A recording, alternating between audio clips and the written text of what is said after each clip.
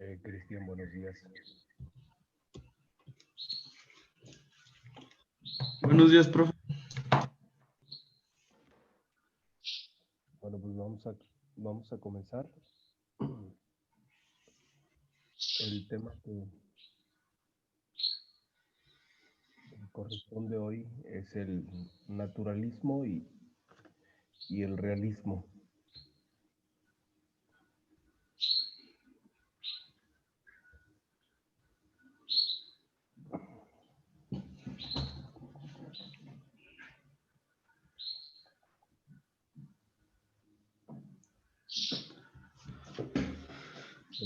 Revisando su tarea, Mande, profe. ya he revisado su tarea. Ajá. ¿Qué me platica de ella?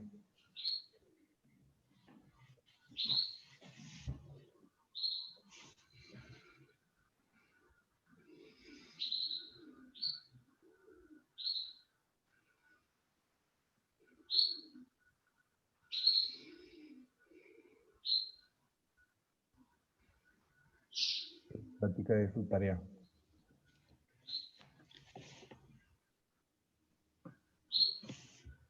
Profe, no lo escucho muy bien. ¿Qué me platica de su tarea? Ah. Mm,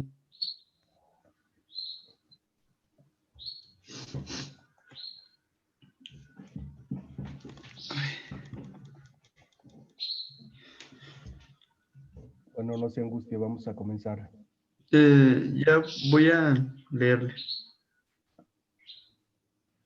A ver, por favor. El naturalismo, en cambio, fue un movimiento literario considerado como realismo más exhaustivo. Se caracterizó por su altamente cientificista, tomando varios principios del determinismo y del materialismo como base de la creación literaria.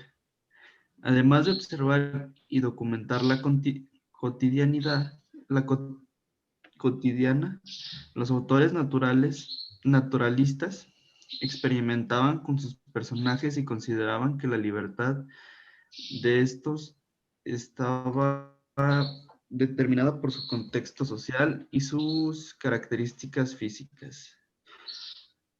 Y el realismo fue un movimiento literario nacido en la segunda mitad del siglo XIX, el cual buscaba que el arte mostrara la realidad de forma objetiva y utilizando el lenguaje sencillo del habla cotidiana. Influenciados por el desarrollo de las ciencias naturales y sociales, los escritores realistas observaron y documentaron con atención la vida cotidiana. Su fin era de crear las obras llenas de detalles que se asemejaran en lo posible al mundo real.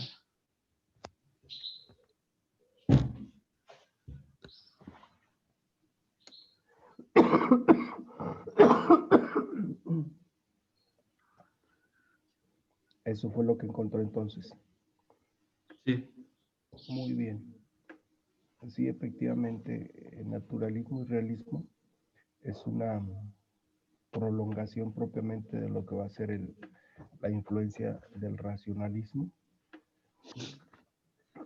El racionalismo, bueno, pues es la tendencia a querer materializar propiamente todo, y el naturalismo pues es una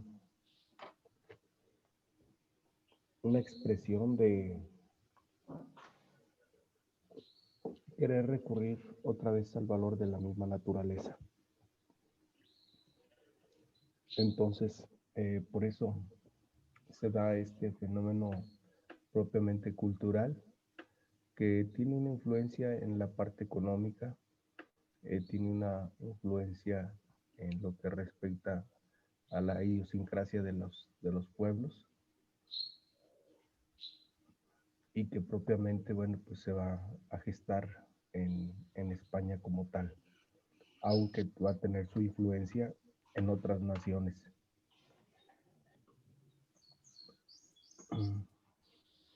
El contexto propiamente natural lo tenemos aquí en estas dos imágenes que están en la parte superior.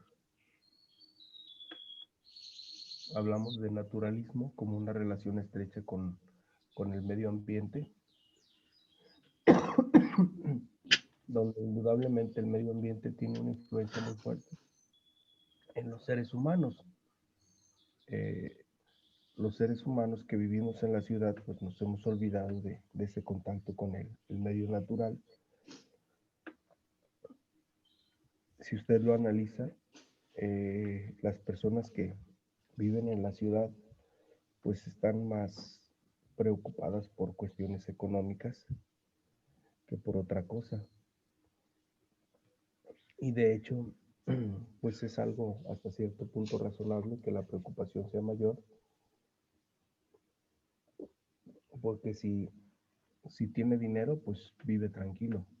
Si no tiene dinero, pues bueno, siempre está la preocupación constante.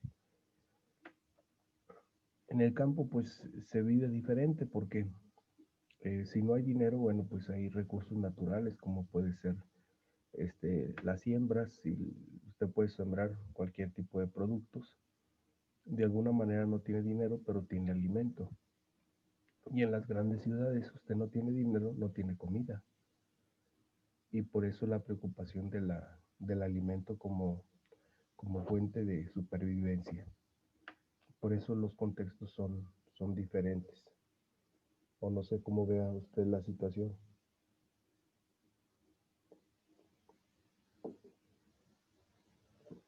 ¿Cómo la contempla actualmente la situación?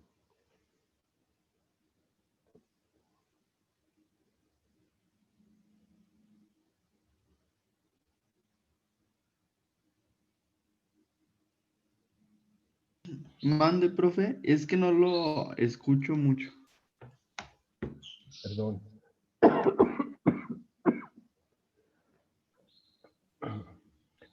Sí le comento que el naturalismo y el racionalismo, estamos hablando de los contextos. Por una parte estamos hablando del contexto social en las grandes ciudades, y por otro tenemos el contexto en las comunidades rurales. Le comentaba que en las grandes ciudades la gran preocupación que hay es que si tiene dinero, entonces tiene ingreso y puede satisfacer sus necesidades básicas. En el campo, pues si no tiene dinero, tiene recursos naturales, o por lo menos tiene un medio para sembrar y adquirir sus recursos. Por eso la pregunta es, ¿cómo contempla usted el contexto actual? Mm, Pues yo creo que en el momento que estamos ahorita, con lo de la pandemia y todo eso, pues muchas personas no tienen mucho dinero. Entonces sería más como un estar como a medias. O sea, ni tanto dinero ni tan pobre. Pero en el caso de, pues, de los que viven en el campo, si así se puede decir, yo creo les a ellos porque ellos son los que, si se puede decir así, ellos venden su cosecha para nosotros. Y también dependiendo de dónde estén, se complica más. Sí, las complicaciones indudablemente son mutuas, pero diríamos, este naturalismo y realismo propiamente viene siendo la, el reflejo de ambas realidades.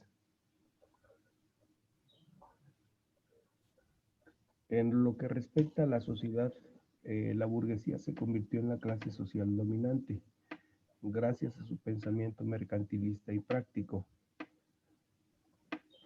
Por eso, gran parte de la gente del campo tiene una tendencia muy marcada a migrar a las grandes ciudades para vivir mejor, supuestamente. El problema al cual enfrenta es, primero, de dónde vivir. Segundo, de qué va a trabajar. Tercero, de qué va a comer. Entonces, toda esta problemática pues la enfrenta tanto la sociedad, que no puede darle un trabajo a una persona que no tiene experiencia laboral, como la persona que migra a la gran ciudad, que no tiene el recurso,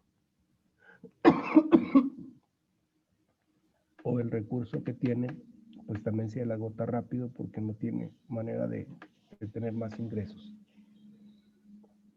Entonces esto se convierte en un problema. Y es un problema serio porque la población ya no solamente tiene que alimentar a la población que tiene, sino tiene que alimentar a la población que llega. La que llega al no tener ingreso, entonces surge lo que podríamos llamar la delincuencia. El que tiene hambre tiene que buscar su alimento de una o de otra manera. Además de las clases que ya conviven, se creó una nueva, el proletariado. Este estaba formado por obreros que con el desarrollo de la industria van a las grandes ciudades para buscar trabajo. Este proletariado, como comentaba, va en aumento. Hoy en día, bueno, pues el proletariado se ve disminuido con esto de la pandemia. Muchas personas han perdido sus trabajos, a otros les están pagando sin asistir.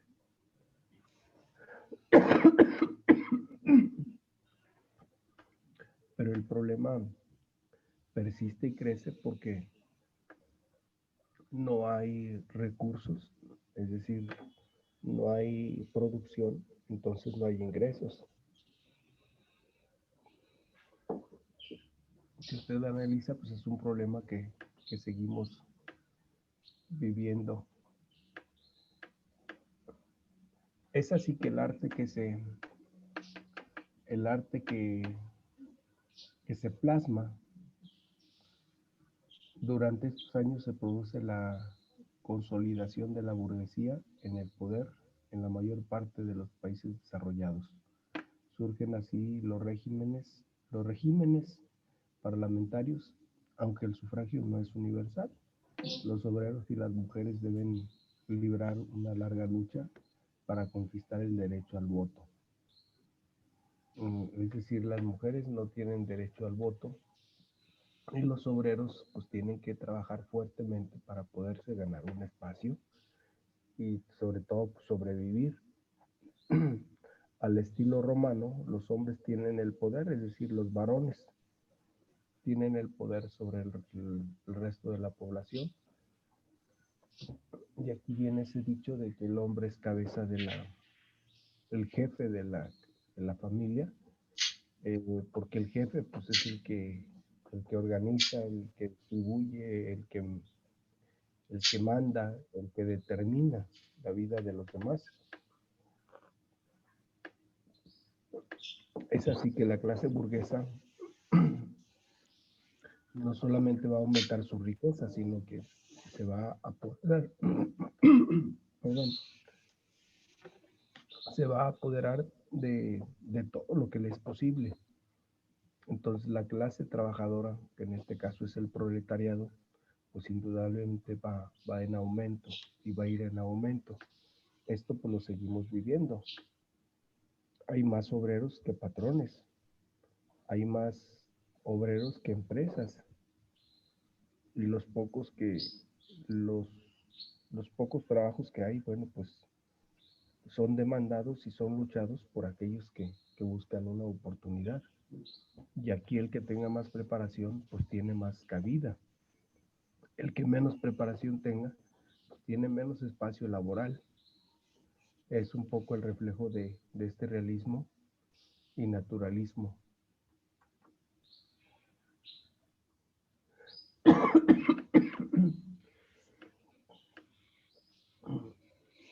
Por su parte, la aparición de la clase obrera. Los obreros debieron realizar huelgas, manifestaciones, enfrentamientos violentos con el ejército y la policía para combatir la explotación despiadada y conseguir unas reivindicaciones mínimas, jornadas de 8 horas, derechos sindicales, supervisión de la explotación infantil. A partir de las últimas décadas del siglo se irán creándose organizaciones políticas, sindicales de inspiración socialista y anarquista.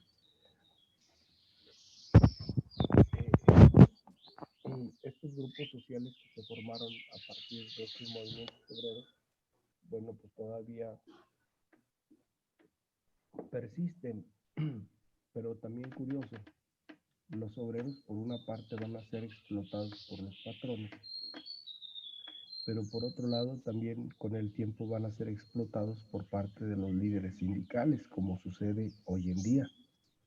No sé si usted conoce a alguien que pertenezca a algún sindicato.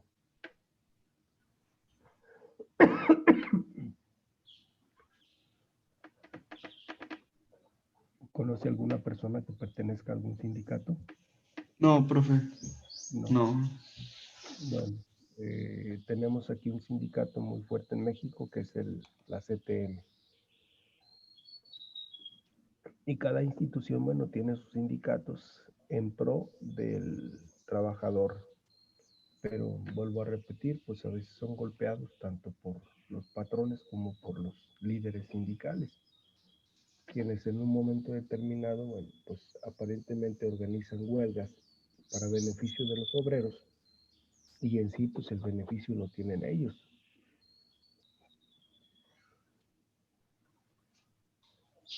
En cuanto a la parte económica, la segunda revolución industrial o gran capitalismo fue la segunda fase de la revolución industrial, cuando él se impone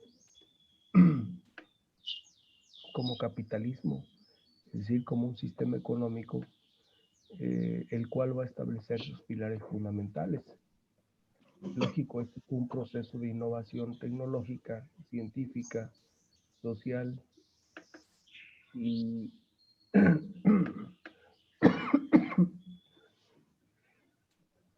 lo que nunca se había visto hasta esta época. Su comienzo suele fijarse en 1870, cuando viene la Revolución Francesa, momento en el cual se empieza a observar el surgimiento de técnicas de producción y una nueva clase industrial como la química, la electricidad y la automovilística, tanto en Europa como en Estados Unidos. Esto hace que indudablemente el capitalismo se establezca como sistema a nivel mundial. Sin embargo, curiosamente, la clase obrera se identificaba más con un comunismo socialista que hoy en día, bueno, pues es real. Para 1980, acuérdese del fenómeno de la Guerra Fría, donde Estados Unidos y Rusia, que son los que tienen el poder capital más grande, pues están en una lucha constante. Esta lucha fue a través de la venta de armas, eh, creando conflictos entre los países para venderles armas,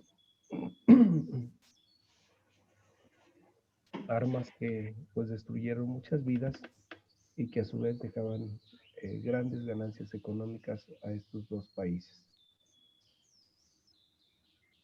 El desarrollo científico y tecnológico, la filosofía propia de la sociedad burguesa,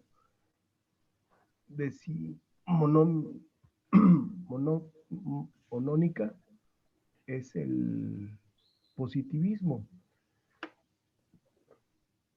para la que no existe otra realidad que los hechos perceptibles, ni es posible otra investigación que no sea el estudio empírico de esos hechos. La observación rigurosa y la experiencia son los instrumentos básicos de la filosofía positivista. Estos principios están en la base del desarrollo y de las ciencias experimentales de la técnica, es decir, el positivismo económico tiene como base la producción. Para una nación lo básico es la producción. A mayor producción, los precios disminuyen. A menor producción, los precios aumentan. Y creo que esto usted lo sabe perfectamente. Que si hay mucho producto, pues el producto disminuye su costo. Pero si hay poco producto, su precio aumenta. Un ejemplo es el azúcar. Ujú. Si hay poca producción, pues los, los que tienen en bodega su producto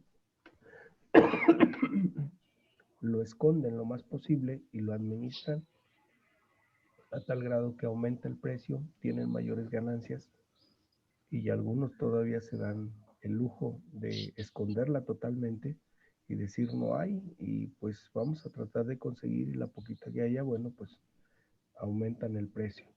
Y casi eso sucede en todos los productos. Por ejemplo, el aguacate también, que en su momento estuvo hasta 80 pesos, cuando que a los productores de aguacate, pues se los andan cobrando en 15 pesos el kilo, mientras a usted se lo pueden poner aquí hasta 30 pesos el kilo. Entonces, pues hay mucha diferencia. Pero esto, bueno, pues gracias al positivismo. En cuanto a los avances científicos, el desarrollo de las ciencias experimentales servirá de modelo a los escritores e influirá en su obra. En este sentido, se pueden destacar la fundación de la medicina moderna basada en la experimentación, gracias al fisiólogo Claude Bernal, las formulaciones de las leyes de la herencia genética por Mendel, la teoría de la evolución de las especies enunciada por Darwin, la teoría de la lucha de clases como motor de la historia por Carlos Marx. Es decir, este desarrollo científico va a estar a manos de investigadores que son pagados por el Estado y producto terminado que a fin de cuentas, bueno, pues el Estado es el que lo va a manejar o bien los particulares. Los nuevos inventos, el desarrollo científico conlleva el tecnológico y en este periodo se suceden en numerosos inventos que modificaron progresivamente la vida cotidiana.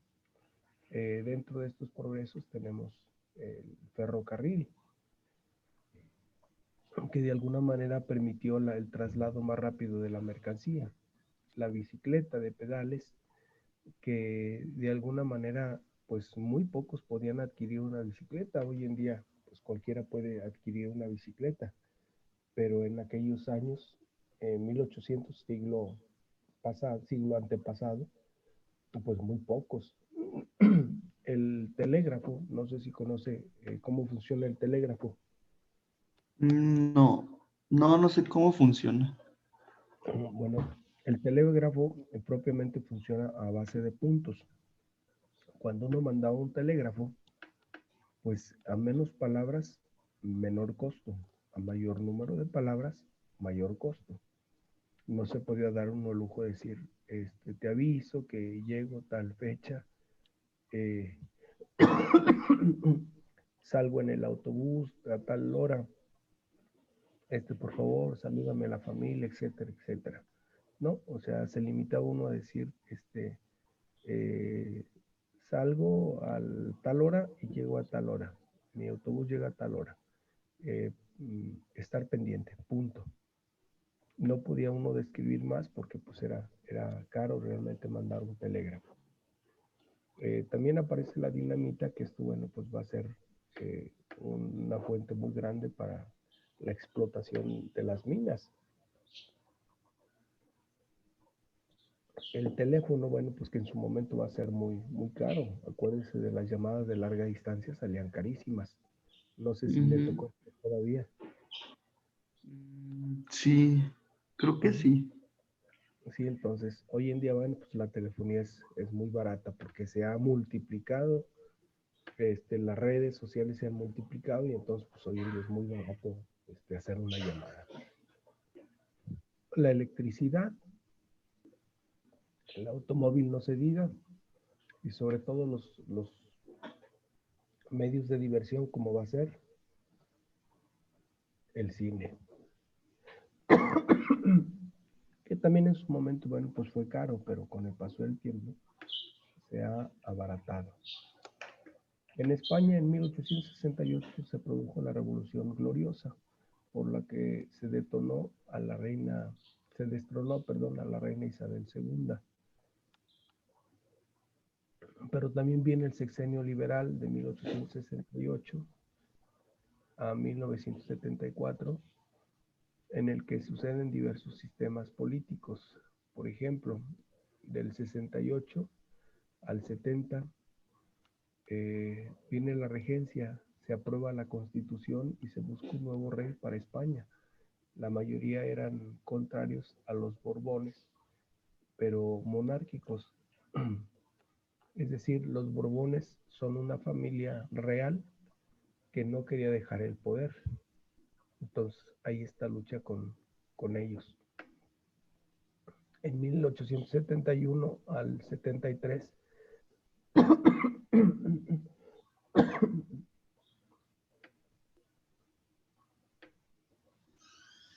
la monarquía Amadeo de Saboya, inestabilidad política y social que acabó con su abdicación tras 13 meses de monarquía.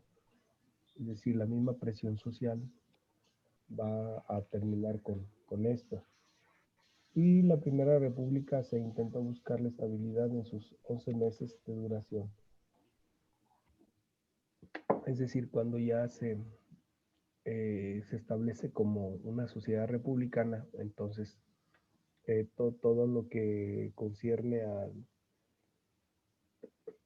podríamos decir, a la vida de las monarquías, pues comienzan a tener su final.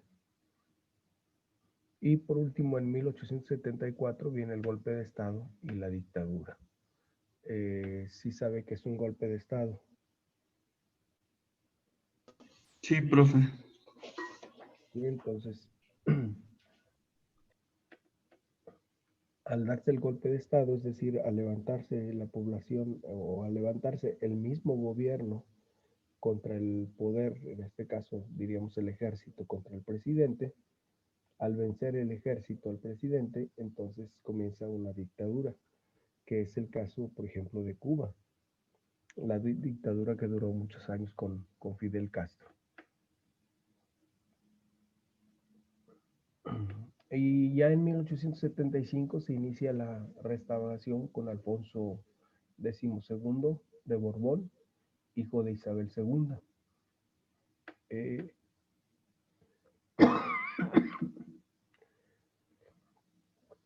¿Me ayuda a leer, por favor?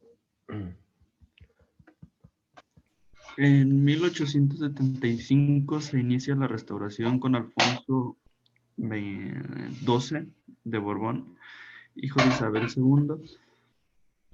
Alternancia pacífica en el poder de liberales y conservadores. Los sucesivos gobiernos no consiguieron solosionar los graves problemas económicos y sociales. La temprana muerte de Alfonso XII, ocurrida en noviembre de 1885, abrió la regencia de su esposa María Cristina, que gobernaba hasta la mayoría de edad de Alfonso XIII. 1902. Desastre de 1898. Supuso para España la pérdida de sus últimas posesiones ultramarinas. Este hecho marcó notablemente a políticos e intelectuales. Cuba se independiza en España gracias a la intervención de los Estados Unidos. Pérdida de Cuba, Filipinas y Puerto Rico.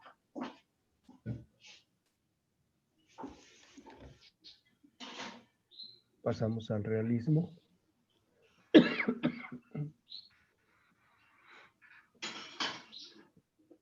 Usted mismo, por favor. ¿Sigo leyendo? Sí, por favor. Se conoce con el nombre de realismo al movimiento cultural propio de una sociedad burguesa, a lo que no le agradan las fantasías idealistas románticas. No se puede establecer una separación tajante entre romanticismo y realismo. En un principio se puede considerar que el realismo surge por depuración de los elementos románticos más idealistas.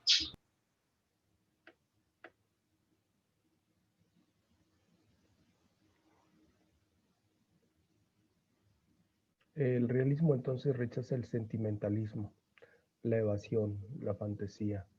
Los escritores dejaron de centrarse en sí mismos y pusieron su interés en los problemas de la sociedad y el análisis de las actividades cotidianas. Describen todo lo cotidiano y prefieren los personajes comunes y corrientes, basados en individuos reales de los que toma nota a través de ciudadanos de observación, de cuadernos de observación, y los personajes extravagantes o insólitos típicos del romanticismo.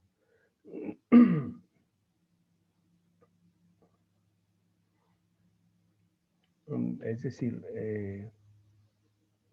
el realismo intenta propiamente enfatizar los hechos, no solamente los hechos reales, sino las realidades, porque toda sociedad, bueno, pues en cierta manera vive engañada porque la sociedad pues no puede conocer todo. Lo poco que conocemos es lo que los medios nos logran, nos logran comunicar. Por ejemplo, ahorita, ¿cuántos muertos lleva la pandemia? Muchos. ¿Cuántos son los que notifica oficialmente? No, no sé, profe. Bueno, ya llevamos 90,000 según el censo nacional. ¿Cuántos? Y sin embargo, nos damos cuenta que no son 90,000, 90 y tantos mil los que han muerto. Ahorita van más de 100,000. O sea, las cifras que nos dan oficiales las dan en base a no alterar o no, más bien no infundir el miedo en la sociedad, pero en realidad, pues los datos reales es que estamos arriba de 100,000 y es lo que el realismo trata de hacer. Los rasgos de la literatura realista es la observación y la descripción precisa de la realidad. Eh, por eso las obras que tenemos van a decir, bueno, el ambiente data de tal fecha, nos van a ubicar en un contexto y en un año. Esto sucedía en tal ciudad, en, en este tiempo, etcétera. Ubicación próxima de los hechos, propósito de crítica social y política, predilección por la novela, aunque también se cultiva el relato breve con resultados muy brillantes. Por ejemplo, dentro de esta literatura realista podemos ubicar una obra de Octavio Paz que se llama El laberinto de la soledad. Y el laberinto de la soledad, bueno, pues viene a describir un gran reflejo de lo que nos caracteriza a nosotros los mexicanos. Donde habla de personajes de cada época, por ejemplo, de los años 70 habla de los pachucos, y así sucesivamente comienza a describir, dependiendo de la época. Observación y descripción de la realidad. Bueno, los escritores se documentan sobre el terreno, tomando apuntes sobre personajes y ambientes para fundamentar sus descripciones. para dotar a sus personajes de carácter y describir sus estados de ánimo, con, consultan libros de psicología y medicina. Pues estamos hablando de una descripción, es decir, una descripción pues apenas vislumbra un poco lo que puede ser o lo que, pues sí, lo que puede ser, no lo que es, porque a fin de cuentas el autor sabe cuál es su estado y quien lo describe, bueno, pues está suponiendo. También esta literatura nos ubica dentro de lo más próximo a los hechos. Sitúa sus obras en lugares próximos y bien conocidos por ellos y en el momento presente. La mirada se desplaza a lo cotidiano, eliminando el subjetivismo y la fantasía. Es decir, trata de hacer lo más realista. E incluso la misma pintura sucede lo mismo. El propósito de estos dos fenómenos propiamente es la crítica social y política. Los autores conservadores describen la realidad para mostrar su degradación y postular un retorno a los viejos valores tradicionales. Los progresistas también muestran las lacras sociales, pero para ellos estas obedecen a la perversidad de una mentalidad conservadora que lastra en el avance hacia el mundo nuevo. Esta lucha, bueno, pues usted la puede ver manifiesta de manera muy clara entre hoy en día el partido en vigencia, que es Morena, y todos los partidos, es decir, Morena como la cuarta, eh, ellos se autodenominan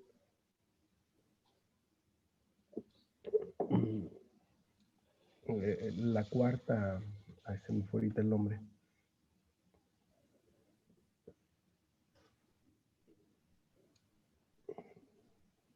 Es decir, que todos los demás partidos están mal.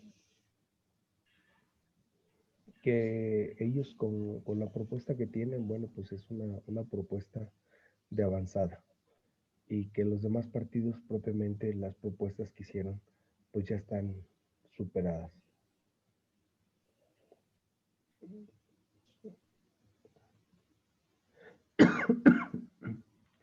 En cuanto a la novela realista, la novela se considera el género más adecuado para reflejar la realidad en su totalidad. Sus rasgos son verosimilitud, eh, de didactismo, perdón,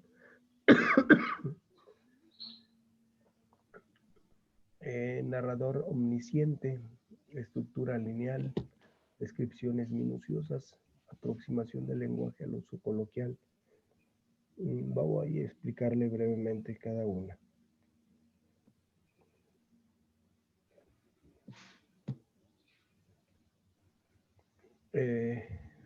Es decir, es verosímil, se adapta a cualquier ambiente. Es didáctica, es decir, es divertida. Su narrador omnisciente, es decir, su narrador le ubica en todo el contexto posible o lo acerca, es decir, como si él a través de una bola mágica pudiera ver toda la realidad.